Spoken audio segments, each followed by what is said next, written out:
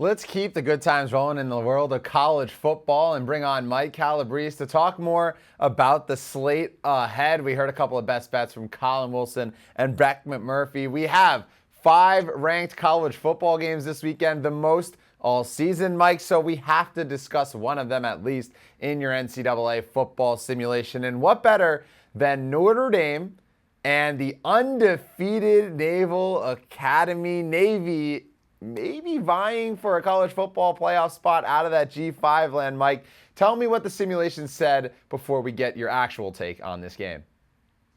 Damn the torpedoes. Navy was unafraid in this one. Just a quick caveat as we roll some of the footage. I was unable to perfectly match it up, having them play in MetLife Stadium, unavailable in College Football 25. A little shout out to their producers. They need to get that right. So I put them up in Fenway Park in the Fenway Bowl. That's the best I could do for a neutral site in the Northeast. Notre Dame, unfortunately, edging out Navy, ending that perfect season. They win 19-14. Very dramatic ending to this game. Navy took a lead with under 2 minutes to go. Notre Dame hits a long touchdown pass in response, and then they intercept Blake Horvath with under 30 seconds remaining in the game to seal it. Eli Heidenreich, who's been a big play runner and receiver for the Middies the entire season. He was that in this one. He did most of his damage on the ground, 2 rushing touchdowns. Lots of negative plays back and forth, lots of punts. 17 tackles for loss in total, but Notre Dame outgained Navy by 181 yards. But much like a triple option team in a dream scenario, they were able to muck this game up, have it be tight in the final minutes. They took the lead, as I mentioned, but they weren't able to hold on. I think that's going to be pretty close to the reality on Saturday. Yeah, since that dud against Northern Illinois, Notre Dame has looked, more sharp of late, but it is Navy. It is MetLife, probably the best football game that we'll see at MetLife, at least that we have to date between the Jets and the Giants. Football's not a strong suit over there at MetLife Stadium. I'm curious your thought, though, Mike, with this game. We've talked time and time again about Navy. This is not just a triple option offense. They actually have an explosive, well-rounded one. They've been putting up big numbers just week after week. 13-point underdogs, opened around 2 touchdowns, has come down a bit since. Do you think Navy, and I think you do, keep it close with Notre Dame?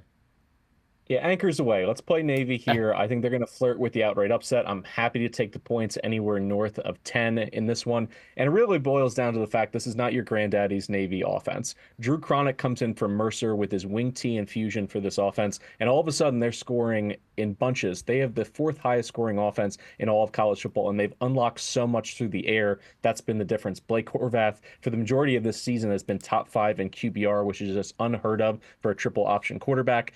But to hang around here, he's got to hit plays in the passing game consistently. And what's interesting is a lot of it used to just be tagged on with play actions out of the triple. But now they run all these sophisticated concepts. When you watch some of the plays that they get, wide receivers and running backs wide open in the secondary, you look at a play like mesh rail, which essentially means you got crossing routes over the middle and you sneak a running back on a wheel route out of the backfield. That's straight out of a Chip Kelly playbook, a spread option playbook. Alabama ran it to great success against Georgia in the SEC title game last year. So they're doing big boy offensive aerial shots down the field. And I think that's what's going to make it difficult for Notre Dame to prepare, because they didn't have a bye week. They didn't have a bye week in the last 3 to get prepared with some extra practice time to be able to sprinkle in some of the looks that they're going to see. So I think that's what is going to tip in the favor of the Naval Academy here. And Horvath, as I mentioned, he's been successful, not just from a QBR perspective, but once he gets to the minimum threshold for pass attempts this season, 12.3 yards per attempt through the air. He'll lead the country in that category. So I think Navy is going to make this a 4-quarter battle. Yeah, it's definitely interesting. And like Notre Dame can't just prep for them and Army like in past where, maybe options kind of come similar. You mentioned it. Navy's offense completely different, 34 plus points in every single game this season. I'm curious your thoughts too, because obviously Notre Dame lost to NIU, and it feels like obviously they're on the path toward the CFP, but a loss here could be detrimental to their future. Navy in general, we talked how their game against Army will come after the CFP is actually decided.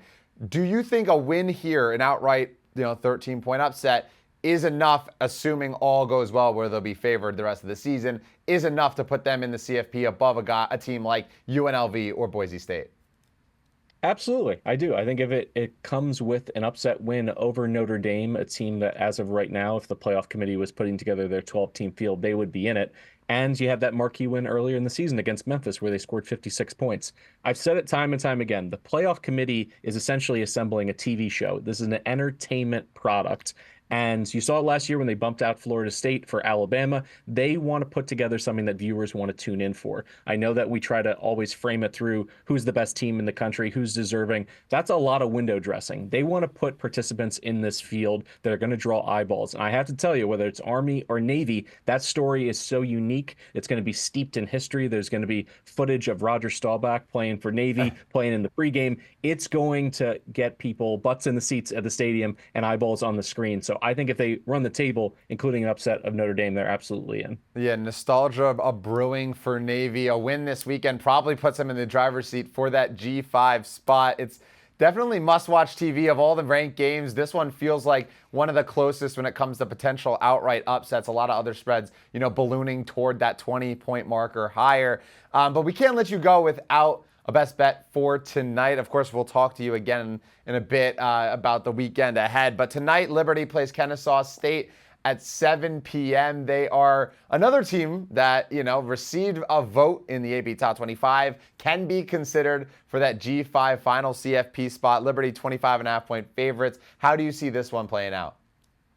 Liberty not only has to run the table, go undefeated, including a Conference USA title game win with 13-0 on their sheet, but they also have to start stacking some impressive runaway victories because, unfortunately, unlike the teams we talk about out of the AAC and the Mountain West, they don't have that marquee win.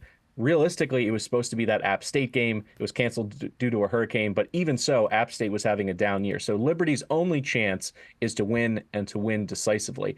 Now, if you looked at this game back in August, this number would have been closer to the Flames -40. It's down into the mid-20s. And the reason for it is that they've looked a little bit lackluster offensively for much of the season, if we're being honest. But in their last game against FIU, it goes to overtime, but they ran for 281 yards in that game, 4 rushing touchdowns. They fumbled going into the end zone. They also kicked a short field goal, so they left points on the table. Against Kennesaw, I think they're going to have a similar offensive experience. I think they're going to run up close to 500 total yards and score in the 40s. So the question is, can Kennesaw succeed at all offensively?